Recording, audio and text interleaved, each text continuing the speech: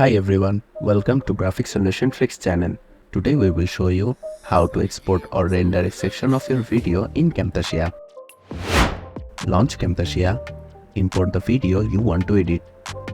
Scrub through the timeline to find the beginning of the section you want to export. Click and drag the playhead to select the desired portion of the video. Right-click on the selected section in the timeline. Choose Export Timeline Selection as.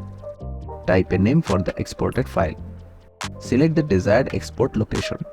Click Export. Once the export is complete, navigate to the specified location. The exported video will be found there. By following these steps, you can easily export a specific section of your video from Camtasia. That's it. If you find this video helpful, please make sure to subscribe our Graphic Solution Tricks channel and click the bell icon for more updates.